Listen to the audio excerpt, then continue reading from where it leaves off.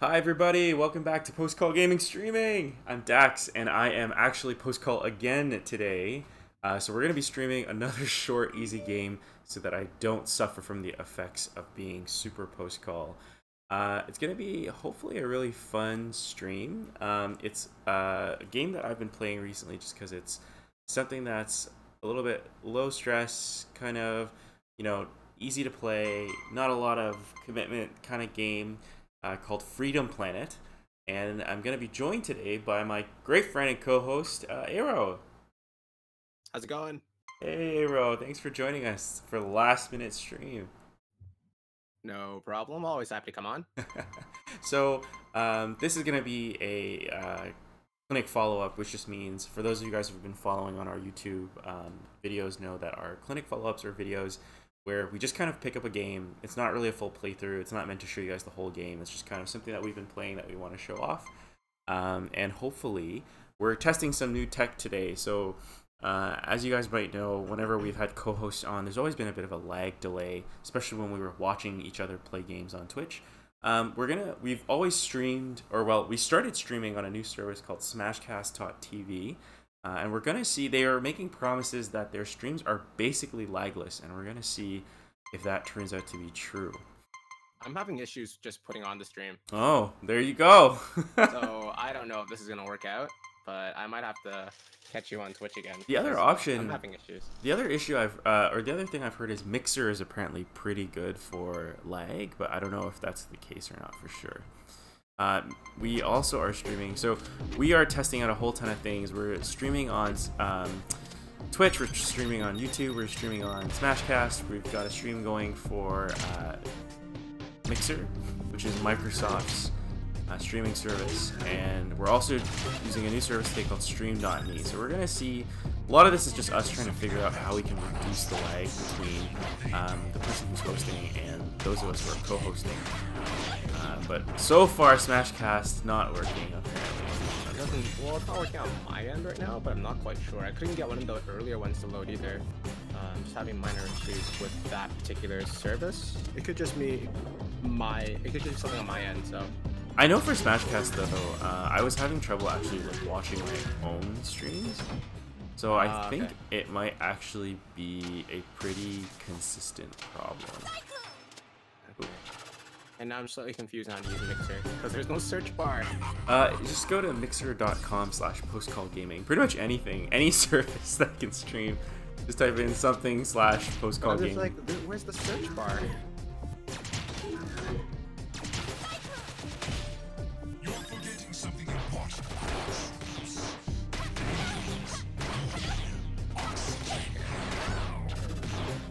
So we're here. Service looks good, but it's still the same thing. A tiny small delay, but the service looks good right now. Still a delay. Small delay. We're also testing some Discord screen sharing tech to see if that would help. But unfortunately, We could try that next time. Yeah, it wasn't working out too well when we were trying it before the stream, but maybe next time. So, Ayro, what do you know about Freedom Planet? I know I kind of dropped it on Team about the fact that I'd probably be playing Freedom Planet today. I don't know if you've ever heard of Freedom Planet before or not. I have not, but it looks sort of just this aesthetic right now reminds me a little bit of the Mega Man games. And you were telling me that it's very similar or akin to Sonic. Yeah, so Freedom Planet is a game that actually came out on Steam a while ago. It grew out of a Sonic fan game project, actually. Oh, cool. Yeah, so it was developed it is developed by Galaxy Trail Games. And basically the story behind Freedom Planet is that it was designed as a fan game, a Sonic fan game, but this was back during the era where Nintendo was really aggressive about shutting down fan projects. So people got really worried that Sega was going to do the same thing. Oh, we're dying. There's not as much lag unless you reacted to that in anticipation. No, I reacted to something else completely differently. So basically, game grew out of the Sonic fan games community, and eventually they were like, hey, what we have here is really special. Let's not get it shut down. So they turned it into Freedom Planet, which is what you see. There's a lot of stylistic art kind of stuff that looks very similar to the Sonic games. The mechanics of it are, I would have to say, a lot closer to Sonic 1 and like 1, 2, and 3 as opposed to the later adventure games. But oh, we got a game over. Okay, let's try this again. If we keep having game overs, we might start the stream again. We've unlocked, I wouldn't say anything spoilery, but there is definitely a new game mode that I was told I had unlocked. Okay. That I'd like to maybe try, and this is a good stream to do so. So yeah, that's kind of the story. I was joking with Ayro kind of before the stream started that the game is kind of like a Sonic clone meets a beat 'em up. So part of the reason is because, let's see if we can run into some enemies here, but basically every character in this game, there's 3 in total, 2 that you start with and 1 you unlock, which we mentioned before. Everyone has kind of like fighting game inputs, which sounds really bad, but it's actually not as crazy as you would think. Oh, we're gonna die again. That sounds really fun though, because it's just to make it a little more interesting, a little interactive, right? It's definitely a neat little kind of twist. I would say the reason why it works personally is because, have you ever played the original Sonic games? No, I think I've only played a handful, like, not to completion, I just played like a tiny bit of it in passing. Yeah. So, I mean, if I had to say, one thing that was really neat in the older Sonic games is, generally speaking, they were much more focused on kind of level exploration. Mm-hmm. So you would go through a level and you would basically explore it from top to bottom, and everyone kind of jokes about the gotta go fast thing. But yeah. Old Sonic games were a lot about kind of careful progression. Like, you just kind of had to slowly make your way through a level and figure out exactly like where to go and find all the hidden paths, and you would get all the Chaos Emeralds and stuff like that. So this game is a lot like that. There's a lot of hidden paths. There's a lot of like secrets to find if you devote the time to go through everything. And what kind of works in its favor is because of all that fighting game move stuff, you're kind of encouraged to take it super slow.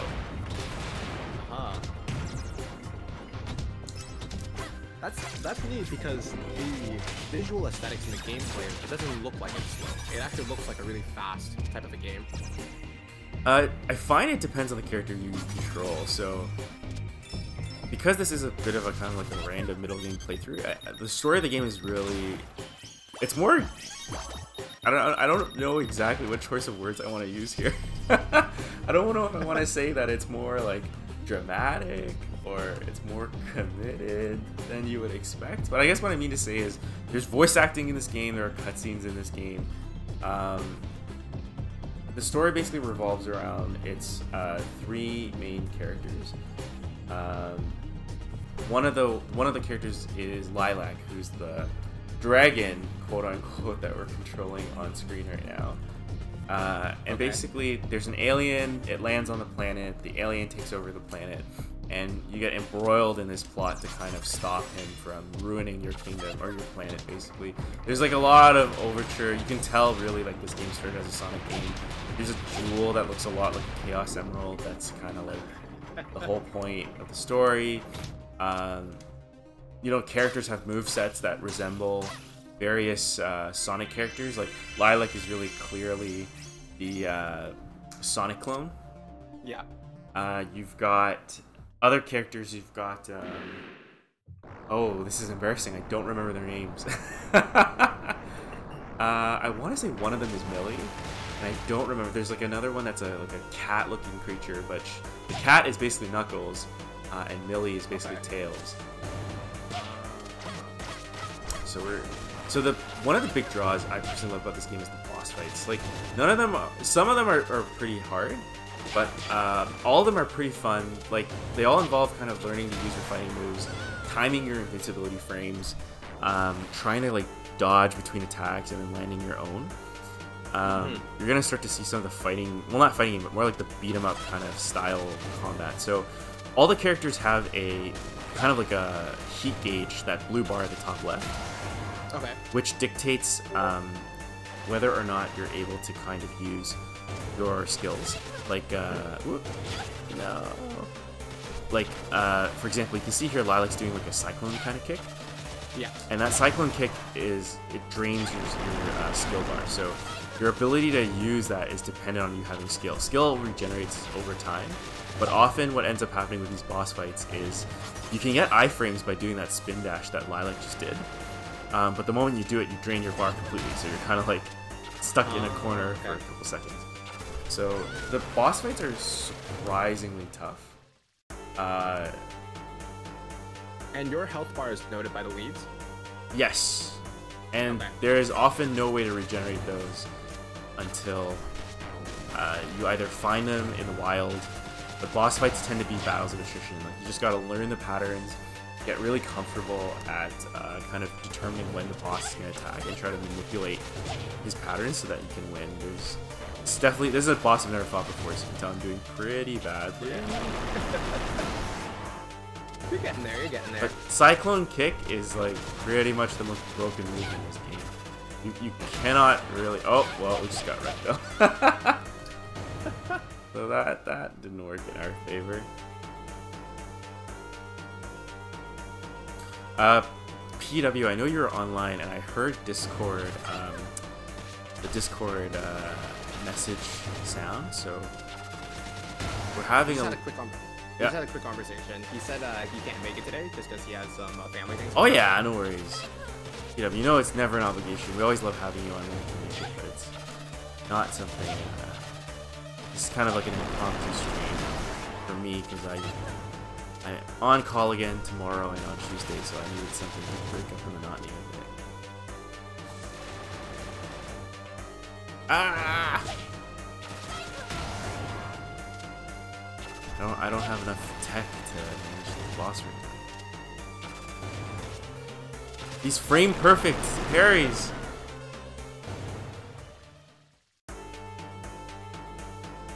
Oh man. Just basically roasted you. Yep. Turn a burnt color too.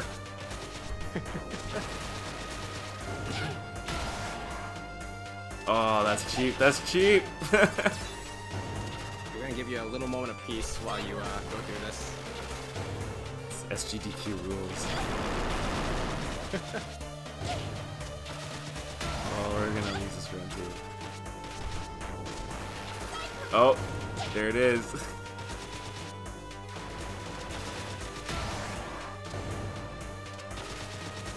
This is a rough fight. This is the last, I think this is the last stage. I'm not 100% confident, but I feel like this is the last stage. I've been getting wasted pretty much by every mid-boss and boss I've come across. To kind of give it a level of like the difficulty scaling, like I went through this game with way too many lives, like I think 15 lives at maximum. I lost them all at this last stage, and I've already used 2 continues. So it's been a rough ride through this part of the game. It's still fun. And that was a stage thing. It wasn't you were dying constantly to the boss. No, so some of the bosses you kind of fight at this stage. Like, I would say most of the bosses in the first like 2/3 of the game you can cheese with the Cyclone Kick. Like if you learn to read the iframe, if you learn to like figure out where to kind of strike, like 9 times out of 10 you just spam Cyclone Kick and you're gonna win. And then kind of the last stage they basically made it so that if you do that you're gonna die super fast.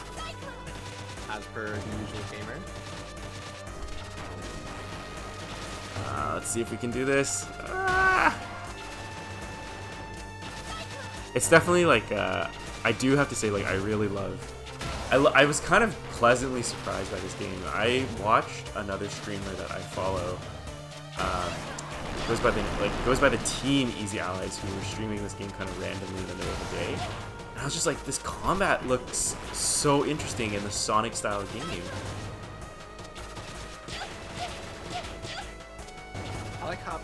I like how you said the combat's very interesting, and you sort of trivialize it by constantly using the spin kick. Oh, we did it! We beat him! Very nice. There's not really combos. Like, I mean, the only combo I can think of is there's kind of like this flash kick into like down drill, which is kind of interesting, but cyclone kick is where it's at. I'm kidding. Okay, round 3. So plot of this story, like we said before, pretty much like you're trying to take down this alien overlord that's landed on your ship, or on your planet. The overlord goes by the name of Brevin. He looks like a gigantic cockroach. I'm pretty sure that was on purpose. But the kind of tragic element to this tale is he kind of brainwashed the prince of your planet after he murdered the king in front of the sun. Which, you know, is not nice. That's a mild way of putting it. No, it was not very nice. And you kind of find out that he's done this Brevin guy has done this to other planets before. And you kind of enlist the aid of a different alien who also comes from a different planet, not the same one as the main bad guy, but is here and basically saying, hey, you know, I used to be the commander of a resistance, and we lost. I'm the only one left. And he tries to play the hero. You know, he tells you, like, don't stay. I'm going to try to do this myself. And obviously, you got to have your big damn hero moment. Kind of go like, no, we're in this together. This is our planet. You know, this is our fight. And that's why we're here busting up his ship, getting wrecked by his lackeys, really. Good writing. Good, fantastic writing. Well, that's what you play these games for, right? You play these games for the story. Oh, 100%. You guys thought The Last of Us was, you know, Shakespeare in video games? You gotta play some Freedom Planet. Exactly. You don't get that Hamlet in you. Oh, God. So you can see, like, the stage is contributing to some of my deaths at this point in the game, but yeah, I wouldn't say they're prohibitively so. Like, oftentimes, I actually find if you're trying to speed through this game like a Sonic game, you'll actually get destroyed faster. Excuse me. Whew.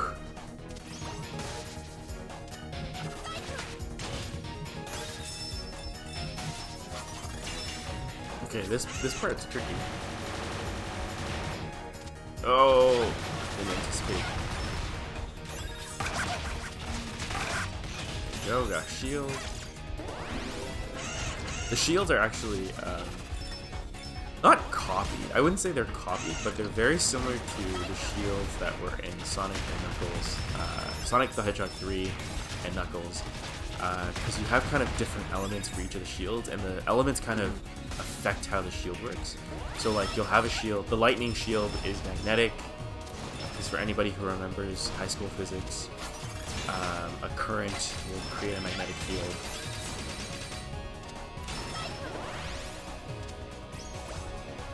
So it'll pick up like crystals for you. It's really handy because crystals regenerate. They're your primary source of gaining 1-ups, but they're also, if you're able to gather enough of them, they actually refill your charge bar, which is super handy sometimes when you're trying to charge from moment to moment. Ah! And the charge bar is the blue bar, right? That's right. Okay. Okay, I'm having some trouble here, but that surprises nobody who's watched these streams before.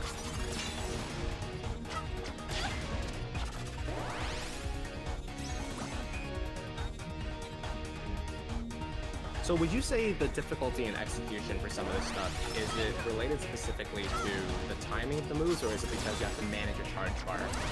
It's kind of a mix of both. So like the interesting thing in terms of the way the characters in this game work versus Sonic is like Sonic can infinitely spin dash, right? As long as you're holding down, yeah. He's gonna be able to kind of spin dash. He's gonna be able to pull off like these speed buildups. So you're kind of stuck in this game to only being able to, oh my god, charge when you have bar. And sometimes it really is a little bit of timing. Like you gotta time your landing so that you're able to kind of use your charge bar when you need to. The iframes you gain from the charge bar become more important later in the game, especially against bosses, but against regular foes it's less important. But Yeah. definitely against bosses, it's like it's more important. So here you can see me pull off that ultimate combo. Shoryuken into dive kick.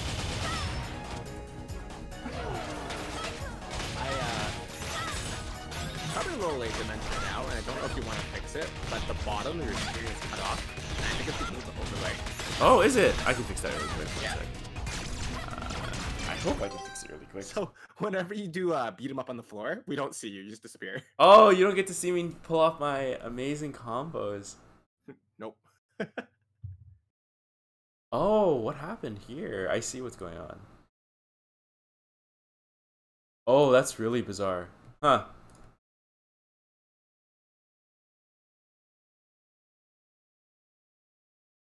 I actually don't know why it's doing this. What I can also tell you is, you know, the overlay, it's not phasing in and out like it used to.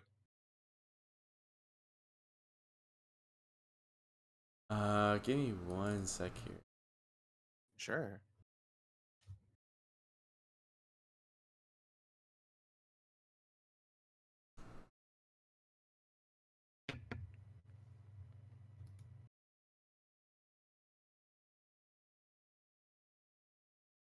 Okay, we fixed that. I'm not sure what was going on with the capture card there. Oh, it looks much better. That's tragic. We just went through 20 minutes. Most of the action was on the screen, and it was fine.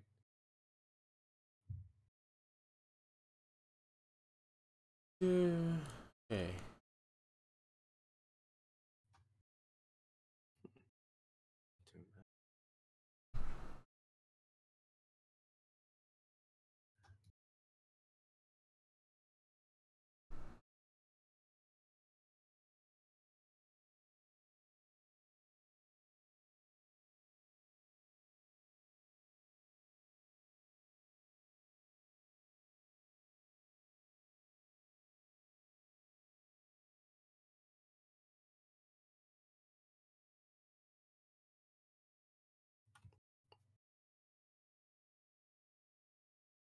Okay, it should be working. Not sure why it wasn't working. Or should be okay now. I hope. It'll be fine.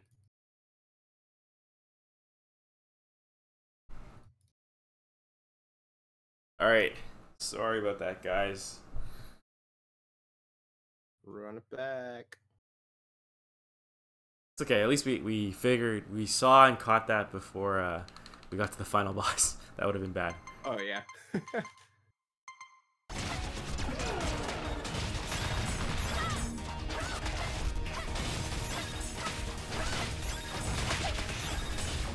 Ooh, this is a bad area. Oh.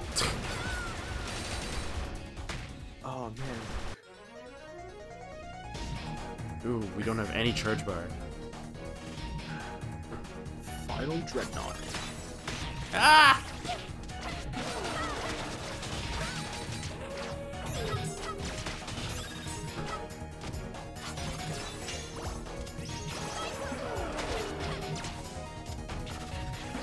Yeah, so my only complaint about these last set of stages has primarily been the fact that they've been monster quadrants,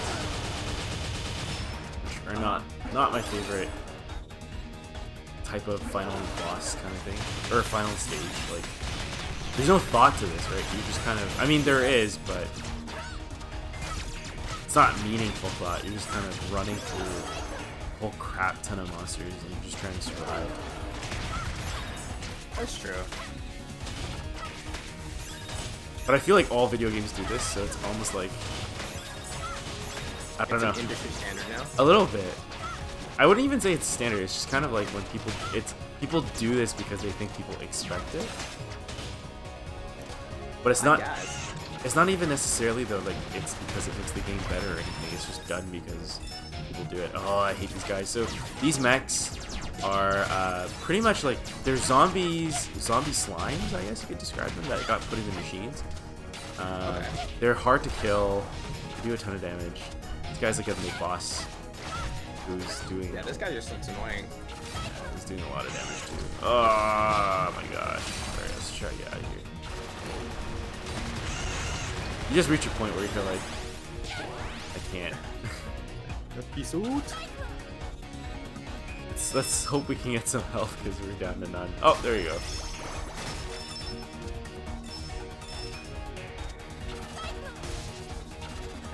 Oh my goodness, you opened that and it gave you just 3. Yeah, Please. it's not that many, but Nothing. you get used to it. Honestly, though, it really is better than none. Well, yeah, anything's better than none, but 3 is still like nothing. On the plus side, it's better than like old school Sonic, where it's just one hit, you lose all your rings, and then it's good luck. Not this guy That's again. true. Not this guy again.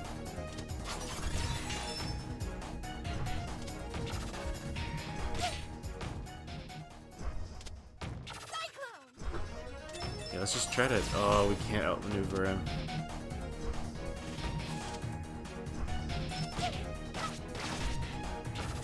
Okay, we got him. 1 leaf left. We gotta somehow get into that, and I don't remember how. I guess we just have to kind of somehow ricochet our way in. It looks like you had just missed it by a little bit. There we go.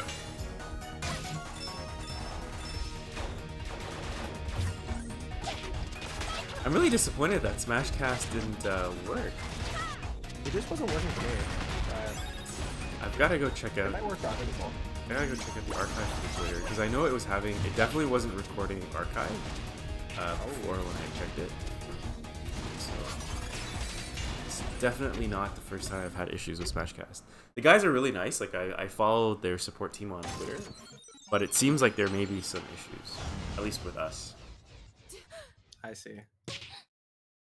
That is Brevin. He's twisted. He's twisted. He is. Look at those brows. Yeah, don't. Oh no! He mutated our friend. That was our friend? Yeah. Alright, Oh. let's kill her. Kill her! That's actually like it's not ugly, but that's kind of disturbing. That is very disturbing. Oh crap! I shouldn't have used our iframes like that. Like, she became a scorpion thing? Cyclopsy thing, or Biclops? Scorpion Cyclops dog? Wait, yo, how do you beat this? Uh-oh. At least the one upside is that unlike the old Sonic games, you have infinite continues, so you can just keep bashing your head against a problem until you solve it. But that won't be fun for our viewers. Some people like to watch that struggle, you know? The struggle that makes us human. Oh, she drops health. Barely.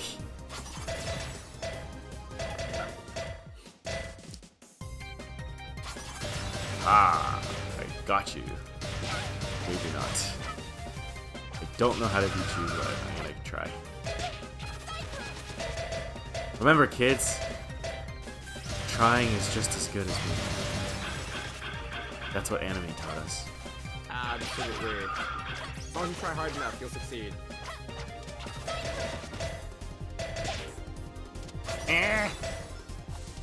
No. Stop. Oh, I see graphic changes on the sprite. This is good. This is good. Oh. Let's try to just keep it going.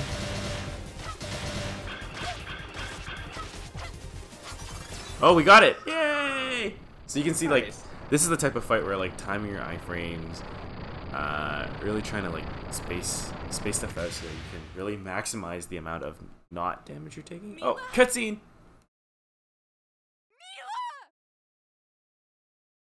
Shakespeare.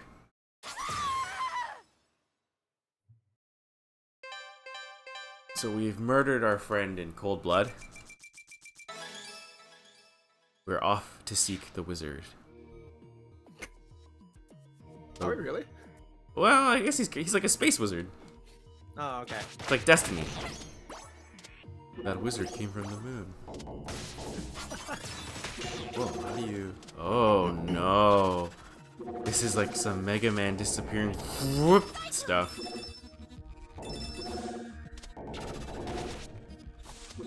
that's what this game needs right now, is that sound effect.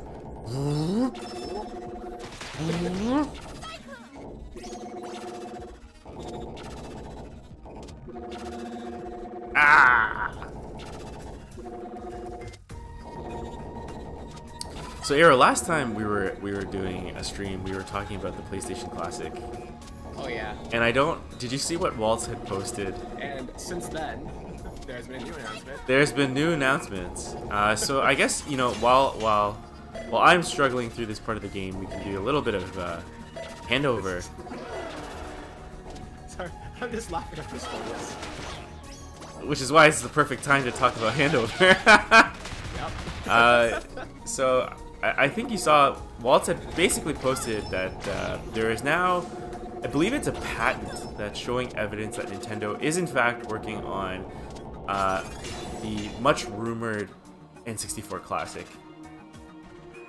And I don't know if you remember what I said on that last video podcast, Ayro, but I pretty much had said... Sort of, please paraphrase for us what you said last time. I pretty much said this is a stupid idea because no one's gonna buy this thing because there's not enough classic games on the N64 to basically justify the creation of an N64 Classic. And lo and behold, here we are. It is in the works. I don't know. I don't personally think it's a bad decision. Clearly, the SNES Classic had an audience, and I think there are enough games on the N64 that people would want. So we'll have to see what their lineup looks like. So I think there's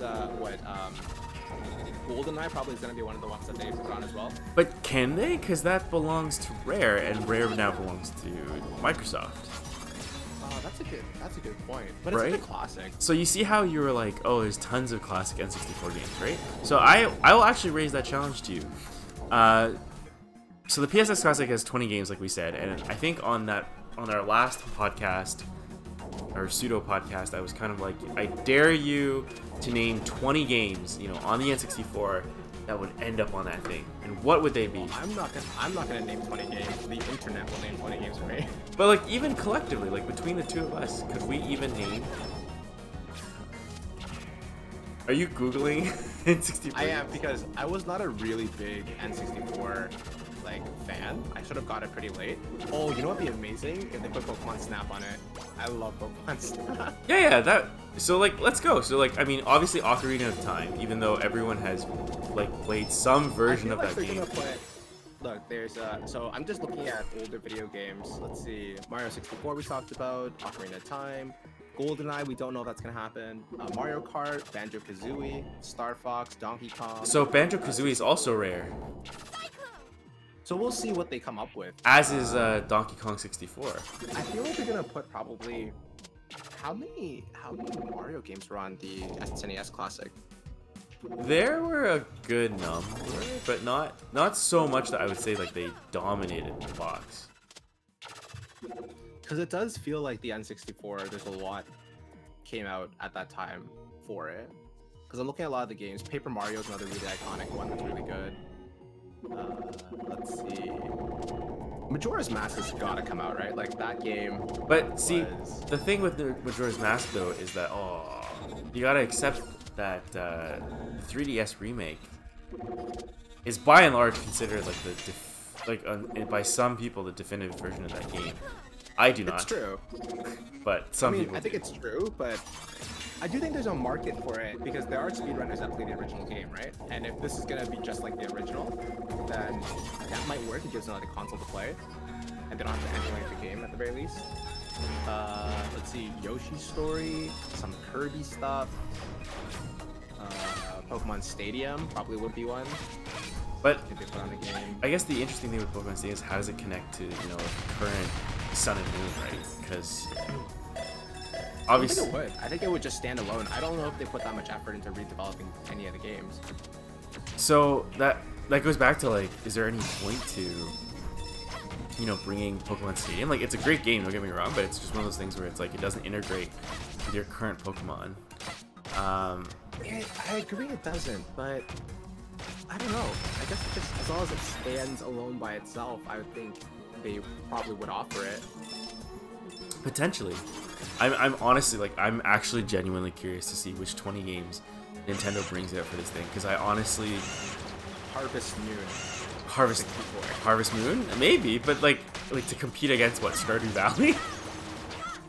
Well, I don't know if I don't think it matters. It's like there's a lot of like 2D platforming, side-scrolling games that have like come out since like Mario games that are better.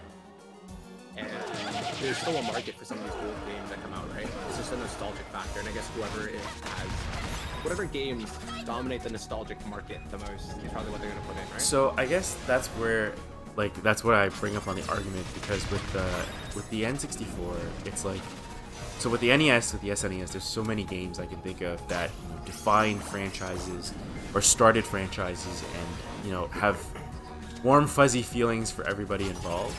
But it's like with the N64, you have a lot of great games of all times kind of thing, like Mario 64 and Ocarina of Time, which is ironically very akin to the Switch situation. Like the Switch has a killer, Mario has a killer Zelda, but I think where it falls apart is, like, you know, NES, you bring up NES, I think Mega Man, I think Castlevania, I think DuckTales, I think Final Fantasy 1, Dragon Quest 1, and then you go to the SNES, it's like, well, Final Fantasy 3/6. I guess, but I think for me, whenever I think N64, I definitely think of like, I think of all the iconic Nintendo franchises that are out now. That's sort of what I think when I think N64.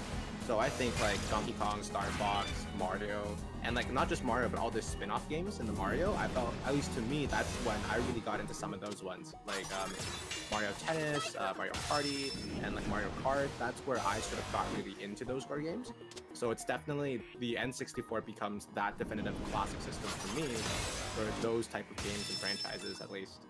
So I guess the interesting thing is, though, like, if you want to say it's the console that, you know, really helped continue the legacy of some of its core franchises, it's like you can raise the point of, like, the N64 is the one that doesn't have a Metroid. It's the one that doesn't have, like, you know, it does have a Kirby game, but it's not well known. It's the one that doesn't have Kid Icarus, although it's the same argument, because I think it's just which games you associate and you like more, right? Because the same thing with like some of the Pokemon games that got really big. Let's see,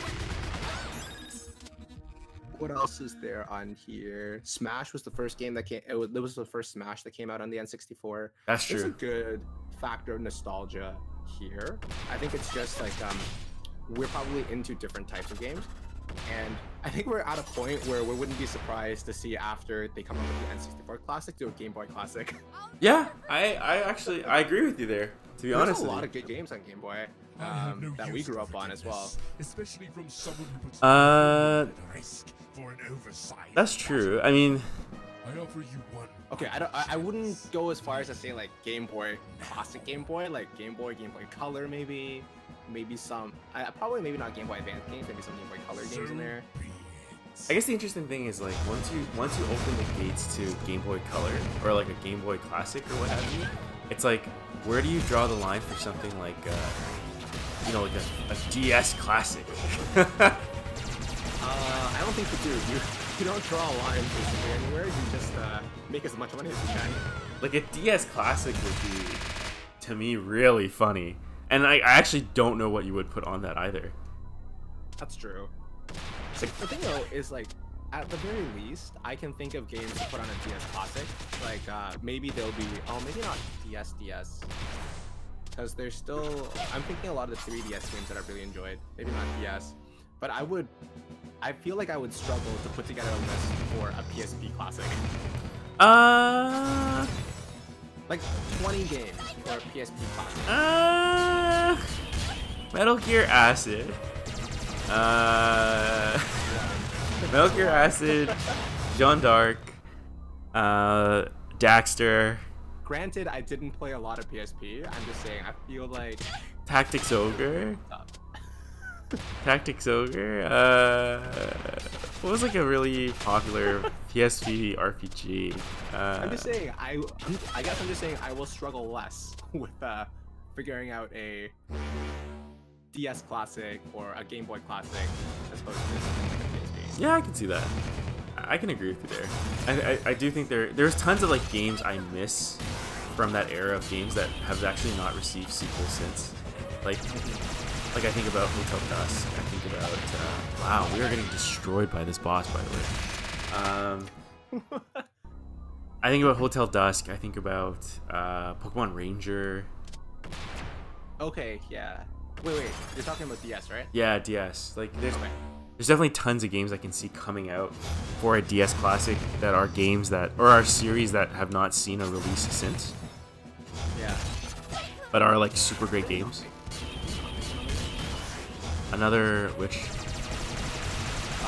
Pokemon Ranger. I remember playing that. I think really like Pokemon Ranger. they did a sequel called Troze, I think, but it was also on I thought DS. there was a sequel, but it sort of fell off after that. I mean, to be fair, you were just drawing circles around Pokemon. I mean, isn't that what Pokemon Go is? Yeah. Well, I know some people just flick. They don't even do the circles. They just flick the balls over.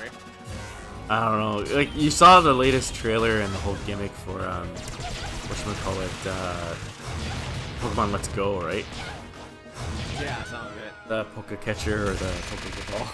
It's a little ridiculous. It's Very ridiculous. yeah, a little bit. I think so. I say that as someone who loved the Poke Walker when it came with Soul Silver. I still have mine somewhere. I still do too. Somewhere at home. Buried under a lot of stuff. But it was a neat little thing. It was. Let's see. Just looking at all these lists for people's wish list for the N64, and there's a lot of Mario games on there. Like what though? Like Paper Mario, Mario 64, Mario Party 2. Well, let's see. Mario Kart. Let's see. There's Super Mario, Mario Kart 64, and then there is Mario Party 3, and then there is Paper Mario, Mario Tennis. Super Smash Bros. Is not a Mario game. Mario Party 2. They're gonna put 2 Mario Party games on it. It doesn't make sense. I would put They're putting 2. one or the other. I would pick 2. 2 is the one that has the costumes, which were awesome. They have not. Actually, my one complaint about all Mario Party games since has been that they've never included costumes again, and I was like, this is a mistake. It is a mistake. Oh, there's let's see. There's Animal Crossing. Yeah, but there's Animal Crossing coming out on the Switch. Let's face it, you're gonna play the one that's coming out on the Switch. It's true, but I don't know. This article says this Animal Crossing was never released outside Japan. Yeah, but the one that we got on the GameCube is effectively the same game, just up-resed. Yeah. Let's see. Yeah, my excitement would be for Pokemon Snap. I really like that game. And there's a lot of other ones too. But I would genuinely be... Again, I'm actually like curious. Like, I actually honestly do think that a N64 Classic would not sell. That's my honest opinion. I think it has a lot of like stuff it has to. Whoa, what? whoa. I think there's a lot of things that an N64 Classic has to work against that makes it. It's game over. We just got destroyed. Well, at least this game is helping to revive the giant mecha series genre. Yeah. Oh wow, they're so kind. They don't even make you fight that first stage again. They just completely skip it. Nice. That's nice. That's really nice of them. They know I'm an old man. I can't. You're not an old man. I can't repeat boss rushes anymore. But I definitely think if they keep pushing out these sort of classic stations, you're gonna get fatigued, right? Oh, You're gonna be fatigued in the market, 100%. and it's not gonna fully absorb all the stuff you put out there. So it comes to a point where, you know, it's patented now, there's an inkling of this coming out, and it's very likely that Nintendo will push out a N64 Classic, but the question is when, right? There's gonna be a right time and a right place, and probably not to compete with PlayStation Classic. I don't think it competes as well. Oh, it 100% does not compete as well. I think for the general public. I don't think that's a fair statement because I think at the end of the day it comes down to the fact of what type of games are they playing, right? The games that are going to be on the N64 are going to be fundamentally very different than the PlayStation Classic ones. Well, I'll put it this way. The original PS1 was on a Friends episode. N64 was on Nickelodeon, if that. Fair. Very fair. So, I mean, I don't know. In terms of like sheer public conscious awareness kind of thing, I do feel like the original PlayStation was huge, as was the PS2. But I'm thinking, I wish I could say something along the lines of, oh, but the N64, the games are more family friendly. And I'm like, I don't know what family they're making games. no, The N64 Classic. exactly. And then back then, you know, people were like, "Wow, the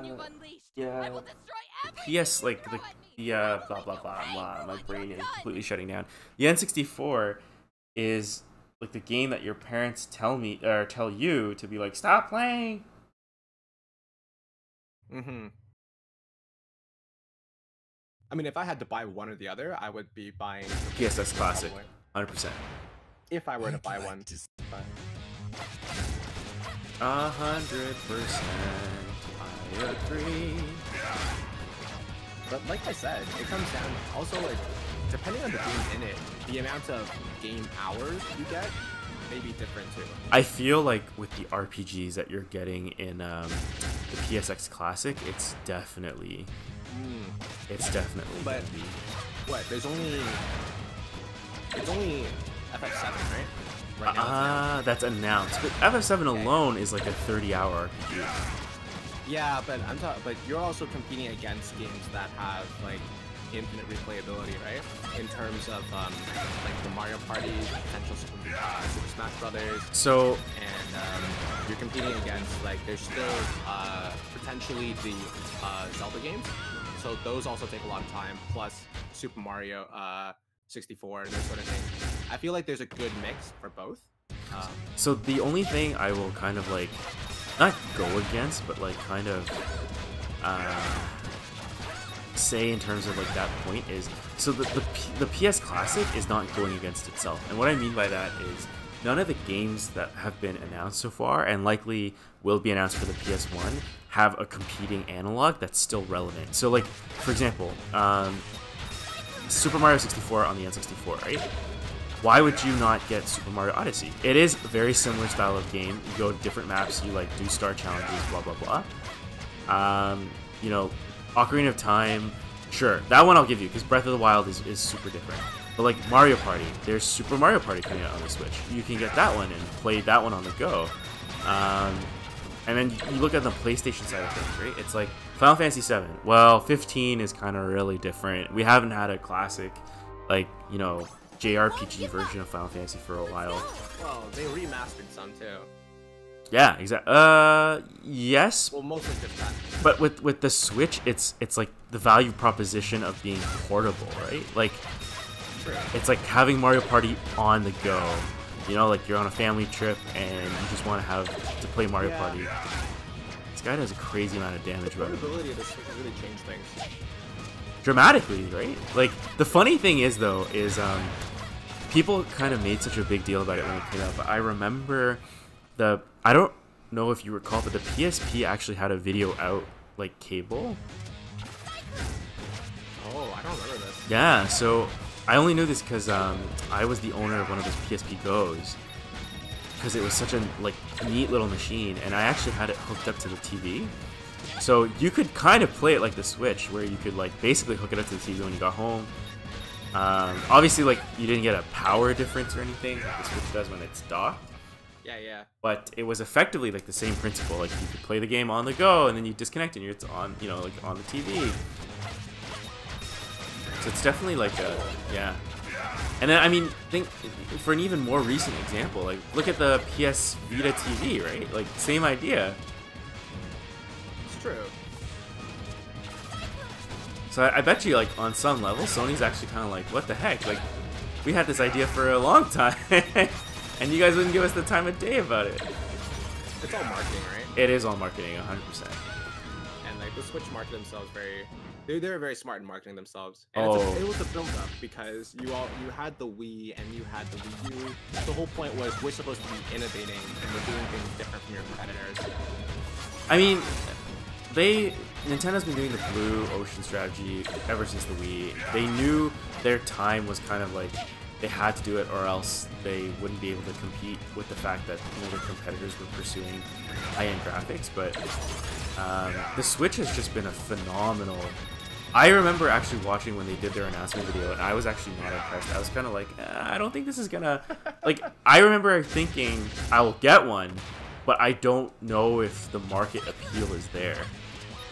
Like, I don't know if people see what I see, which is a machine that plays portable games, well, console games, but in a way that I can take them with me.